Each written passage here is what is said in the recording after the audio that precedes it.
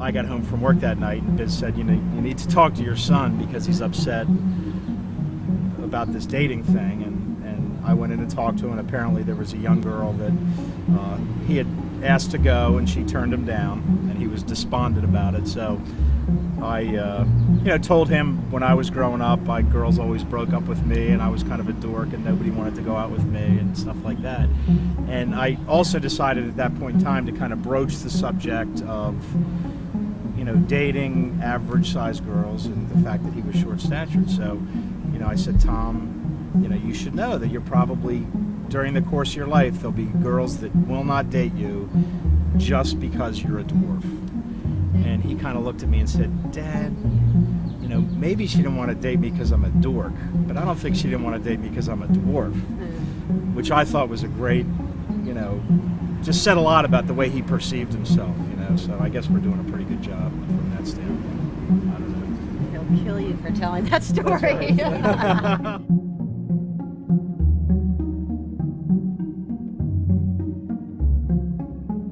There's a lot of misconceptions and stereotypes surrounding dwarfism that have really impacted the way that able-bodied people or average-height people view little people as potential partners, let alone as people to begin with. But what might come as a shock to many, little people still do find love.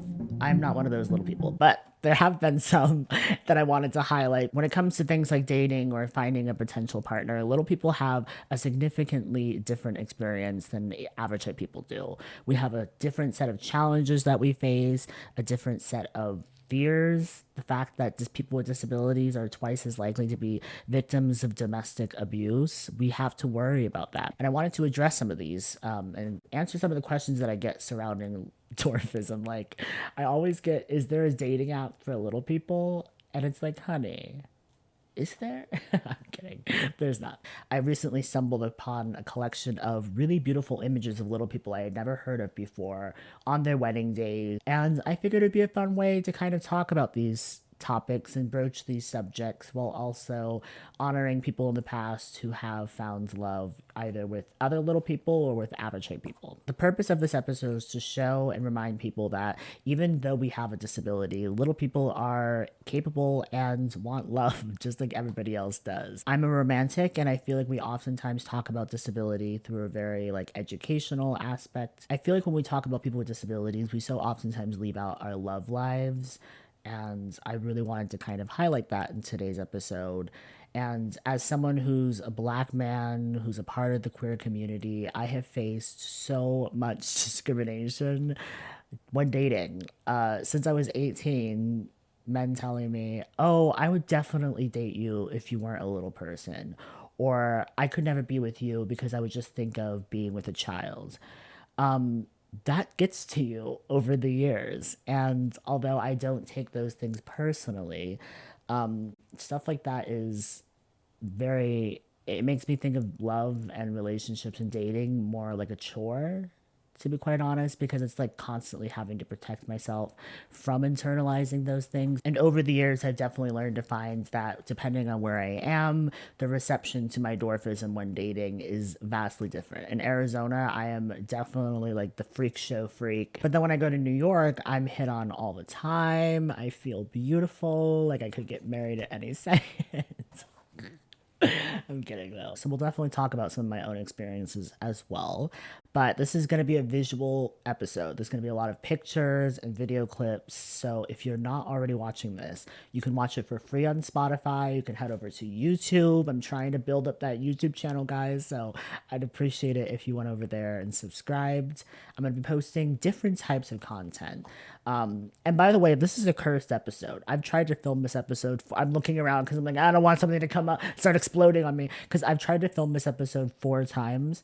And when I tell you it's been a disaster, I spilled coffee all over my desk before filming it yesterday. I filmed it and then it didn't save any of the footage. That happened 3 times yesterday. I filmed it 3 times and didn't save it at all.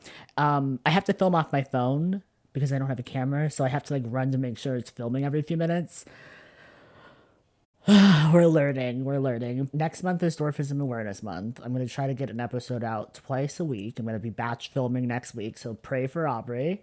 And I'm going to start saving up for a camera. So that's a positive message as well. I do think that will make things easier. But if you're an audio only type of person, thank you so much again for joining me on Apple Podcast, Amazon Podcast, wherever you're listening to this.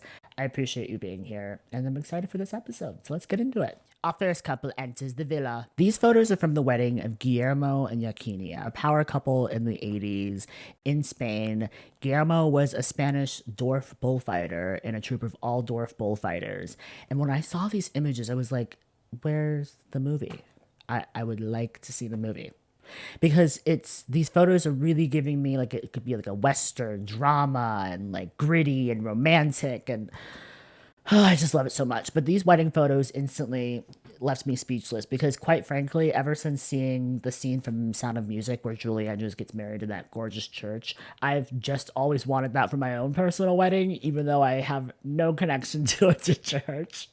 I just think that's absolutely a stunning image, and seeing two little people in what in my brain it looks the same is just I love it. I wasn't able to find too much on Guillermo's bullfighting troupe, but what I did find was that they were a traveling troupe. They had tons of adoring fans, and even for their wedding alone, it says that the entire town showed up. So they were a pretty popular power couple. I can totally see the swag in these photos of Guillermo and these other people in the troupe. I totally see it. I'm not going to slander little people because I don't believe in dwarf on dwarf crime, but I don't really believe in bullfighting. I'm kind of just in the camp of leave those animals alone. And also just like I was looking up images of bullfighting just to make myself more familiar with it. I saw one video, and in this case, a bull like actually impaled the guy. It reminded me of that scene from Frozen where Olaf's like, oh look, I just got impaled. But these are just some of the most absolutely stunning wedding photos I've ever seen. I feel like you could just feel the love and the joy and the happiness and the celebration through these photos. And as someone who is from a community of average people and little people, like there's no little people in my family, but I have a lot of little people friends, and then all my family and childhood friends are average height. So I know at my wedding it's going to be such a mix of the two. And for me personally, I don't have a dating preference, but I do see myself marrying an average height person. So I imagine their family will be average height people. I felt such a wave of emotions looking at these photos because it really was like flash forwarding to my own wedding. I wish that I knew more about this couple. I wasn't really able to find much. Even just from the crowd photos of them performing, it's so different than what you see now of crowds of average height people watching little people do something, because oftentimes you can see on their faces whether they're admiring these people and seeing them as people, or if it's like watching like look at the little people play, look at the little people fight, look at the little people do something. Like you can tell there's a difference in how they're viewed. And back then you could just tell that they really did have fans. Before I go, I just had to say these are absolutely photos that instantly, as a filmmaker, I'm just like, I need this movie. These are the types of projects that I would definitely want to be developing at my film studio one day. When I talk about making a film studio that's primarily dwarfism focused, this is why, because there's just an endless catalog of stuff that you could adapt across so many different styles that could include and represent so many different types of communities and cultures out there. Manifest. Our next couple enters the villa. Charles Stratton and Mercy Bump are also known commonly as Tom Thumb and Lavinia Warren, but for the sake of humanizing these little people more, especially since they were back during the freak shows where their humanity was really stripped away from them, I'm just like, let's just call them by their real names, okay? So for some backstory, back in the days of freak shows, human zoos, they were called, were extremely popular, where they would just display people who had a physical deformity in some way, a disability like dwarfism. They would call them midgets. That's why we don't use that word to refer to people with dwarfism, because it was used at a time when they were really, little people were alienated in society and othered. They were made to look like they were, not even human, and they were referred to as such. So, Charles Stratton was known as Tom Thumb to America and the world. He performed for over 50 million people by the time he was 25 years old, and that was because of P.T. Barnum, who was a prolific con man, who would basically go around the world to find people with disabilities, particularly dwarfism, and buy them out from their families if they were minors. Like Tom Thumb was 4 years old when P.T. Barnum started making him perform. Charles Stratton, as a young child, was already talked about in his town. So when P.T. Barnum was stranded there one winter, he came to Charles's parents and was like, I'll pay you to let me buy your son and take him on the road to perform. And they said yes. They were Avicii people, and they were like, we don't want a disabled son.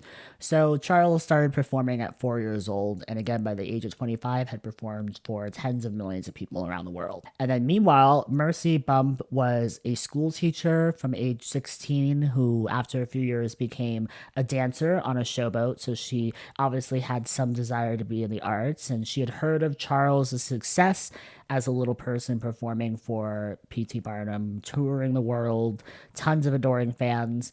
So eventually, P.T. Barnum starts managing Mercy as well. She gets renamed, just like P.T. Barnum renamed Charles to Tom Thumb. She gets renamed to Lavinia Warren, which actually is her middle name, Lavinia.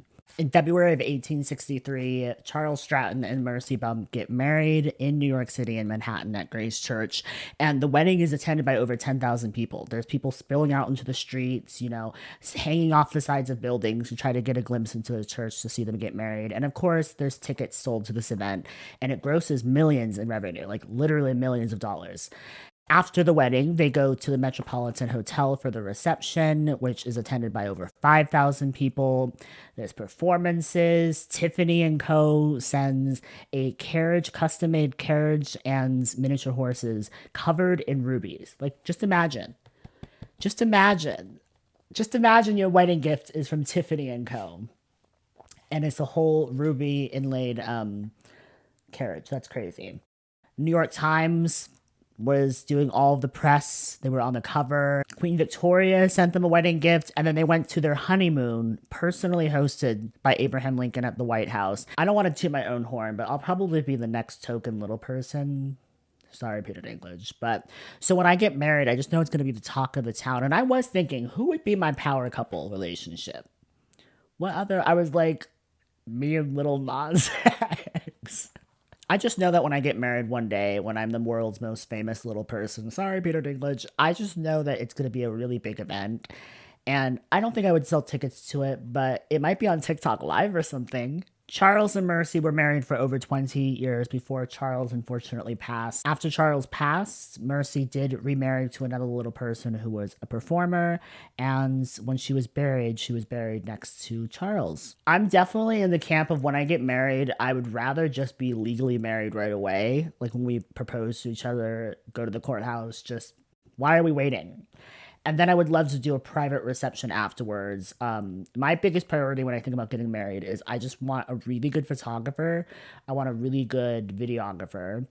And then I care more about capturing the moments really beautifully so that they can remember them. I would love to have a really beautiful custom outfit. I don't know what I would wear to my own wedding. I feel like it would be a variation of a really nice tailored suit. But I don't know coloring. I don't know what that would look like.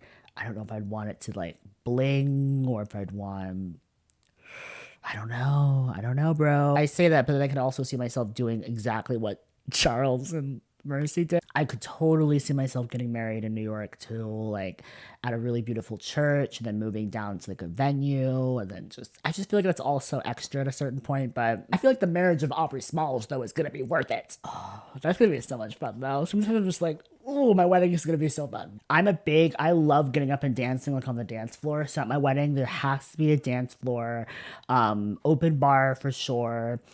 No kids. As much as I love children as well, I just feel like that's like a very different experience. But at that time, I might even have my own kids. So I'd be like, no kids except my own. Kidding. I'm bringing June, though, my cat. June is definitely invited. I can get married and my kids can't watch. I know my cat's probably going to judge whoever I get married to. He's going to be like, really? I'm gonna be like, yes. For food, I would definitely hire like a black caterer to come in and really season that joint up. Some bomb music. I need that DJ playing 90s like love song R&B mashups. I need I need the vibes flowing. I would definitely do multiple outfit changes throughout the night. Nothing crazy, just very respectable, beautiful, sexy. You know, I would love Tom Brown to do my wardrobe for my wedding. Can't you just imagine me and a beautiful, tall man in our wedding photos in some gorgeous, tailored, custom Tom Brown? Oh, oh, oh. Our final couple enters the villa. David Johnson and Ramona Austin, they're just so cute. I feel like this is such, you can again see so much love in these couples' eyes and the way that they're just their body language in these photos, in my opinion. And I again love the blend of communities of a little person in an average height world. 80% of little people have average height families. So we grow up in a world that is average height. So we're very used to interacting and having crushes on other average height people. Not everyone grows up around other little people. Like, I didn't have any friends with dwarfism until I was an adult. I knew a few as a child, but I didn't really get along with them, to be honest. So they weren't necessarily good experiences. And so I know for some people it's really hard. They're like, oh, do dwarves only date dwarves? And I'm like, it's just so weird to think about that sometimes because it's like some little people don't even know little people. Like, it's not that easy. Some definitely prefer it when they do, or even if they don't know little people, they just prefer dating smaller men or smaller women.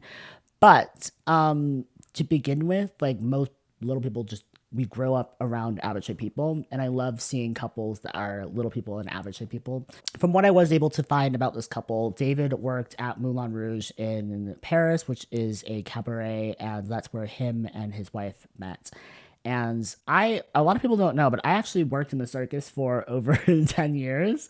I performed professionally in my family's circus, doing comedy and spinning plates and magic and poi and the whole 9 yards. And I, in the process, worked with a lot of different circuses like Ringling Brothers, Cirque du Soleil, and little people in circus definitely, even though exploitation still for sure happens, there is a level of respect between performers and little people. Like, little people are seen, I think, as equals when it comes to, because you're all like performing 70, 100 shows a week. Like, we don't have equity, like a union for circus people. So circuses will literally do like 70 shows a day.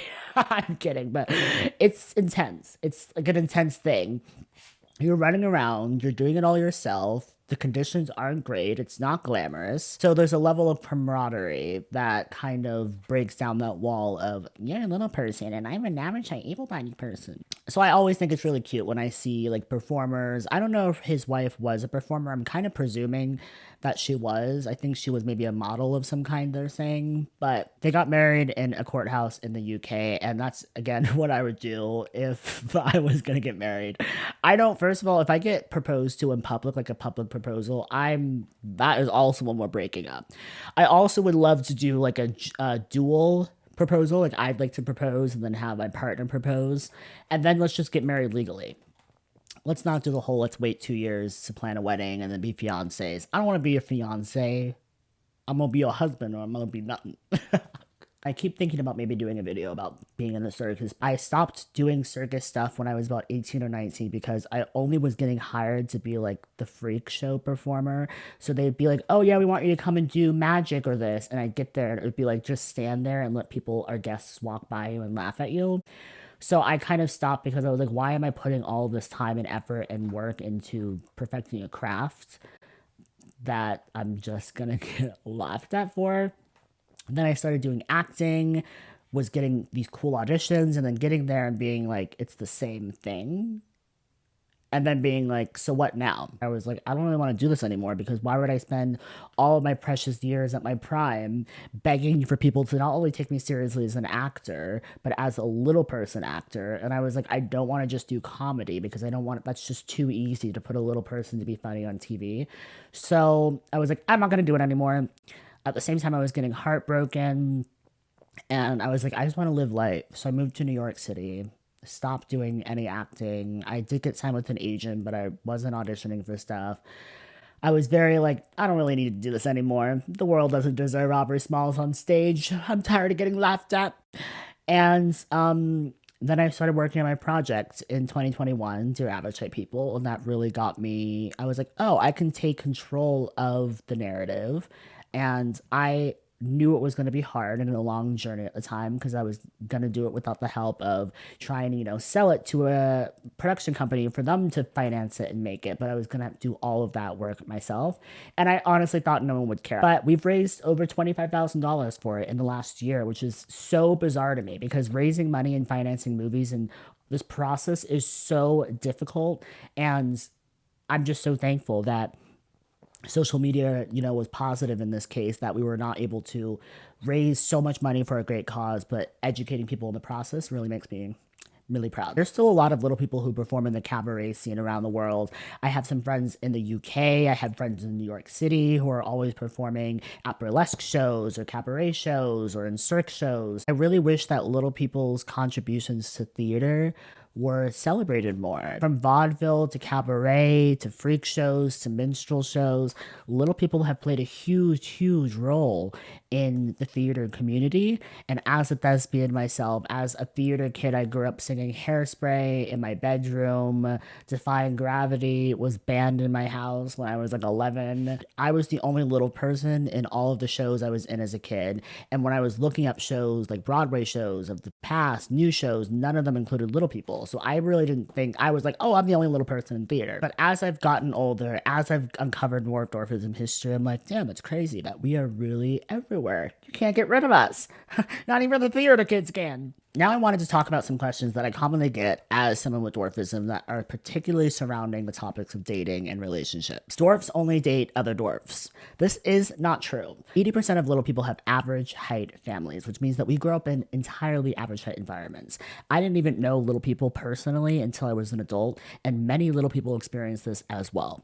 Not every single person with dwarfism grows up in an environment surrounded by other little people. Sometimes it's just average height people until we reach adulthood and are able to explore the world more and do some traveling. That is to say, some little people do prefer only dating other little people and they do not enjoy dating average height people. There's obviously going to be some challenges that come with dating an average height person when you're like 3 feet tall like me. Some of those things that I've noticed, to be quite honest, are more about how people view the relationship as opposed to the actual challenges within the relationship.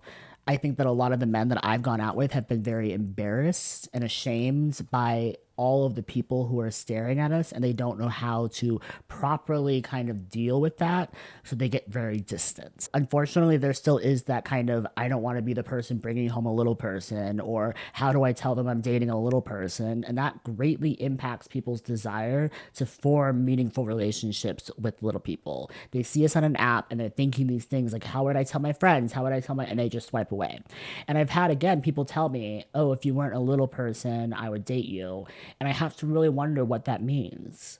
I'm the same Aubrey. I'd be the same Aubrey if I was a foot and a half taller and an average height person, Every little person's going to have their own different reasons. I personally am so used to staring up at people to talk to them that I don't need someone necessarily who's on my same level. I know how to interact comfortably with average height people. I do think that little people, it's more convenient to hug someone who's the same proportions of you, but I'm not even a big hugger to begin with, so stuff like that doesn't really matter to me. I think one day when I build my house, I would love to be able to build a custom kitchen. It's so expensive to do that. That's why most little people have just, stools and stuff in their kitchen, because to renovate your house to be accessible would be enormously expensive. And then it hurts the resale value if you do want to sell the house in the future.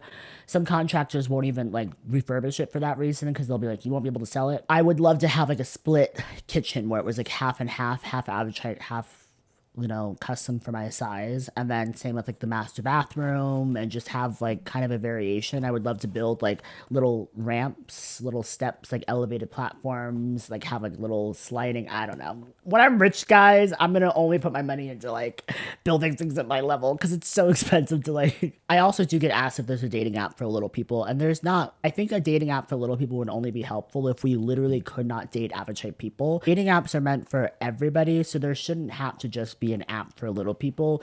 I will say that dating apps as a little person are difficult, because it's just, I think, one of those things where you're swiping so fast and then you see your first little person, and even if you're not a bad person or an ableist or whatever, you might not use that like opportunity to meet a little person for the first time, because you're going to be like thinking all of these questions and thinking about all the stereotypes you've heard, all of the jokes that you've heard about little people. You're going to be dealing and grappling with all of these things while staring at someone's profile, and most people just don't, in my experience, take that opportunity to be like, okay, let me get to know this person, let me learn more about it.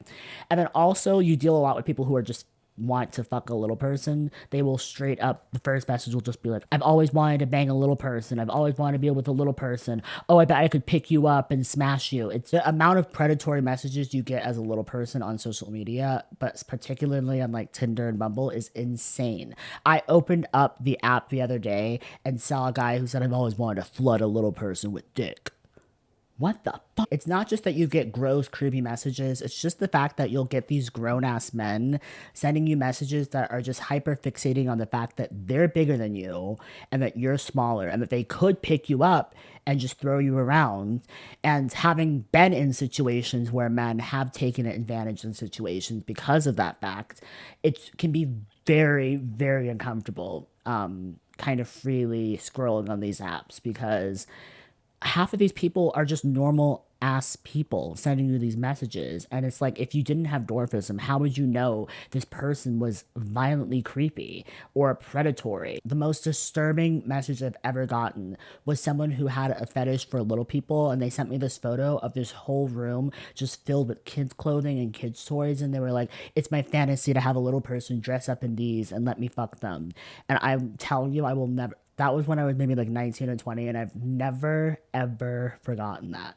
Ever forgotten that. And that's why it can be hard, because like, you could be wanting to put yourself out in a genuine way where I want to share my love, I want to have experiences with other people and build a future, and all you're getting are people who either think that you are freakish in nature or have a fetish for you.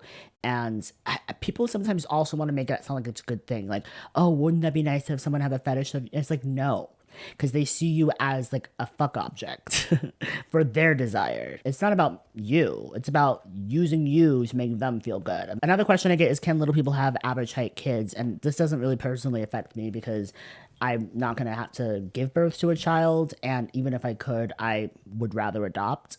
But little people have average height kids all the time. There are health complications that do arise, just depending on the type of dwarfism you have, if your child's going to be super big, how you plan to deliver, but little people do give birth all the time. I do know that it's very difficult in the final trimester.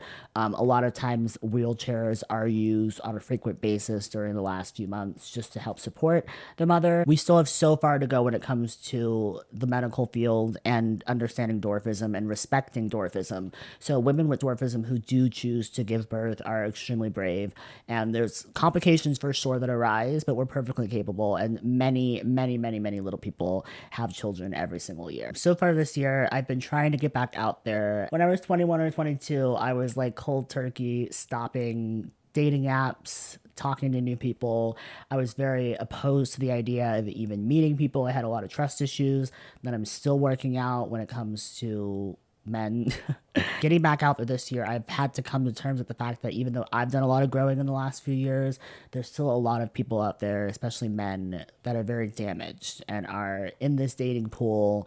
And these examples of ableism that I'm experiencing, with people just looking at me and assuming that I'm there to please them, or that I have no control over, what I want. It's just message Aubrey, and because he's shorter than me, I can just project my own fetishes onto him. I have yet to feel like I have met a man, besides one or two, that have seen Aubrey for who he is and wanted that, and been open about the fact that there's going to be challenges with dating someone with dwarfism for the first time. One of my toxic traits is I have a little bit too much love to give to everybody. I have to stop myself from saying I love you to the Starbucks barista every time I pull out of that drive-thru. I just really do have love. I think there can be, I don't know, I've just never felt like the love had to be that deep, where it just had to be something that you like, I had to know everything about this person to love them. I just genuinely think that love can be given in so many different ways. And that's why I'm holding out, because I know that I have a lot of love to give. And as I get older, I think I have even more love to give. For me personally, I stay confident because I know at the end of the day that I am beautiful and that I'm very capable. I always try just to be a person that I myself would admire.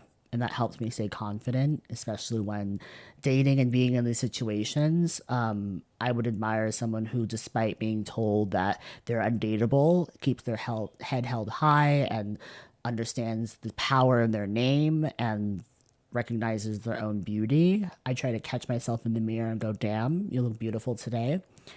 I try to be the best partner I can be to myself. I'm learning and doing a better job at taking care of myself and acknowledging the things that I want, acknowledging the toxic traits that I have. And yeah, anyways, it's such an honor as always to be able to have a platform to share things that I find are exciting and important and beautiful with people that care. So thank you truly from the bottom of my heart. As a smaller creator, it really helps if you leave a review. So if you're listening to this or watching it, wherever you're at, go to the comment section and just let me know what you thought of the episode. If you're not already following me, I'm on Instagram at Aubrey Smalls and Dwarfism History. We're going to start asking questions again next week for future episodes. So if you want to see a question of yours answered in a future episode, follow me on those platforms and I'll check it out. And I'm also on TikTok, Aubrey Smalls. Resources will be available at dwarfismhistory.com for further reading. And that's really all I have for today. I love you guys. Keep going.